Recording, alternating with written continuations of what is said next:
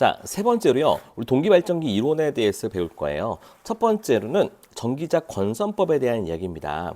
전기자 건선법, 요거 이제 이 전기가 발생하는 요 건선을 어떤 식으로 배치하냐. 또 몰아서 넣을래? 아니면은 나눠서 넣을래? 극하고 똑같은 위치에 놓을래? 약간 극하고 비스듬하게 놓을래? 뭐 요런 얘기입니다. 자, 그럼 어떤 내용이냐 구체적으로 살펴볼게요. 첫 번째는요. 단절권과 전절권이란 건데 제가 이걸 구체적으로 아직 설명하기 전에 한번 이게 갖고 있는 단어의 뜻만 갖고 생각해 볼게요. 단절권이란 거는 뭐가 짧다는 말이겠죠. 그리고 전절권이라는 말은 뭐가 길거나 아니면은 딱 정확하게 맞췄다라는 말로 우리 이해될 수 있을 거예요. 자, 그러면 전절권을 보게 되면 지금 이 자석 N극 앞에 이 권선이 있고 S극 앞에 권선이 있죠. 그에 반해서 단절권은 N극 앞에 권선이 있지만 S극 앞에 권선이 없어요. 빗겨가 있죠.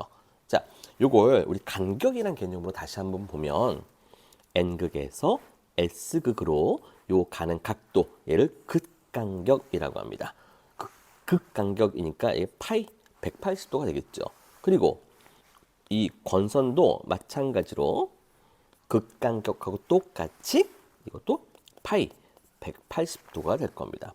그런데 이에 비해서 단절권 같은 경우는 극간격이 이렇게 파이 180도이지만 권선 간격은요 파이보다는 작은 각도를 이루겠죠. 자, 그렇다면 일단 단절 비율이라는 것을 본다고 했을 때 극간격분의 권선 간격이라고 한다면 전절권은 요 값이 그냥 1이 될 거고 단절권은 어떻게 써요? 이 권선 간격이 극간격보다 작으니까 1보다 작은 값을 갖겠죠. 오케이. 자, 그리고 이제 이 뒤로 이제 우리가 설명을 해드릴 내용들은요.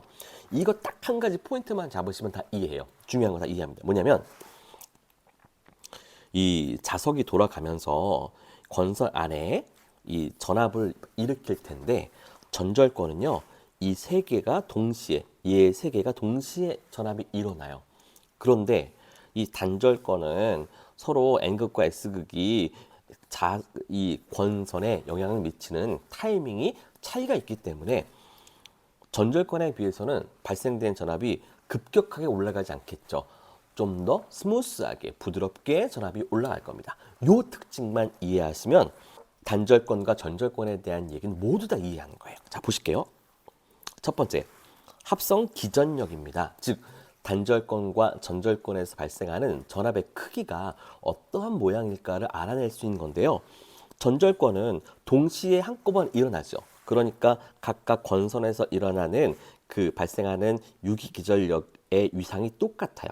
그러니까 얘기가 방향이 똑같다고 보시면 돼가지고 합쳐서 요 크기를 이루어낸다고 볼 수 있어요. 이에 반해서 단절권은 이 전압이 발생하는 타이밍, 즉 위상이 차이가 있어요. 그렇다 보니까 크기는 똑같지만 방향이 조금 달라요. 그럼 얘를 우리가 이렇게 서로 연결을 하면 결국 요 정도의 크기가 발생을 한다. 그러면 어때요? 발생되는 각각 얘하고 같고 얘하고 얘가 같고 얘하고 얘가 같다고 하지만 발생되는 전압의 위상에 차이가 있는 단절권이 얘를 합성했을 때 요 값하고 이 값하고 비교해 보면 단절권의 전압의 합성된 크기가 어때요? 좀 작죠? 예, 맞아요. 작아요. 그래서 우리가 이러한 것들을 고려하면 단절권의 특징은요. 첫 번째, 고조파를 제거할 수 있다고 합니다. 고조파라는 건 전절권에서 발생하는 전압이 예를 들어 갑작스럽게 이렇게 올라간다면 이에 반해서 단절권은 이렇게 변한다는 거죠. 그러니까 더 고조파가 단절권보다는 전절권이 많이 포함되어 있겠죠. 자, 그리고 동량이 감소한다. 자, 이거 무슨 얘기냐면 전절권은 자, 이거 무슨 얘기냐면 전절권은요. 자, 보세요.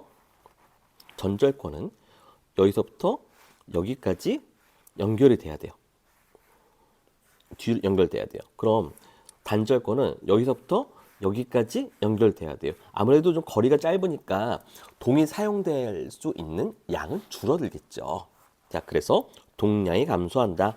크기도 가격도 떨어진다. 그리고 유기기전력이 감소했죠. 그렇죠. 아까 여기서 봤을 때 결국에 동시다발적으로 일어난 전압, 즉 전절권에서 발생한 전압보다는 단절권에서 발생한 이 전압의 크기가 좀 줄었다는 걸 확인할 수 있었습니다. 그러니까 결국에 뭐예요? 단절권은 전압이 스무스하게 올라가. 이 특징만 하나만 알고 계시면 모든 게 다 해결됩니다. 자, 그 다음에는 분포권과 집중권이라는 거예요. 제가 이거에 대해서 설명하지 않았지만 이 단어만 보고도 우리가 유추할 수 있는 건 무엇인가가 분포되어 있는 것이 있고 또 무엇인가가 집중되어진 게 있어. 우리가 지금 그런데 권선법에 대한 내용이니 권선이 얘는 좀 널리 퍼져 있고 이에 반해서 얘는 집중되어 있구나라는 걸 알 수 있습니다. 또 우리가 방금 배웠던 그 전압이 급격하게 오른다, 또 스무스하게 오른다라는 측면에 봤을 때 집중권은 전압이 갑작스럽게 올라갈 걸 예측할 수 있고 분포권은 이에 반해서 전압이 좀 약하게 올라갈 수 있을 거라고 예상할 수 있죠. 맞아요. 이런 컨셉만 갖고 우리 그림을 보면 이제 다 충분히 이해할 수가 있는 겁니다. 볼게요. 자, 집중권은요, 이렇게 슬롯 하나에 권선이 여러 개 들어가는 걸 집중권이라 하고 분포권이라 함은 슬롯이 여러 개 나눠져 있어요. 그래서 각 슬롯마다 권선이 좀 나눠져서 설치된 것, 이런 걸 분포권이라고 한다. 매극 매상당 슬로스라는 개념이 나와요. 그런데 이건요, 이 말만 갖고도 충분히 이식을 유추할 수가 있습니다. 보세요. 매극 매상당 슬로스라는 건 결국 전체 슬로스를 극수하고 상수로 나누면 얻을 수 있는 거 아닌가요? 네, 그렇게 해서 우리 극수와 상수를 곱해서 총 슬로스로 나눠주면 매극 매상당 슬로스를 얻을 수가 있습니다. 자, 그리고 우리 합성 기전력 발생되는 전압에 좀 그걸 생각을 해볼게요. 마찬가지로 집중권은 전압이 한 곳에서 전압이 동시다발적으로 발생하고 분포권은 그것보다는 좀 위상차를 두고 전압이 발생하잖아요. 그러니까 아까와 마찬가지로 합성된 전압은 우리가 집중권이 크고 분포권이 그에 비해서는 좀 적을 수밖에 없어요. 하지만 어때요? 집중권 같은 경우는 전압이 갑작스럽게 쫙쫙 이렇게 뭐 올라갔다 내려갔다 한다면 분포권 어때요? 이렇게 부드럽게 전압이 발생할 거라는 걸 우리는 예측할 수 있습니다.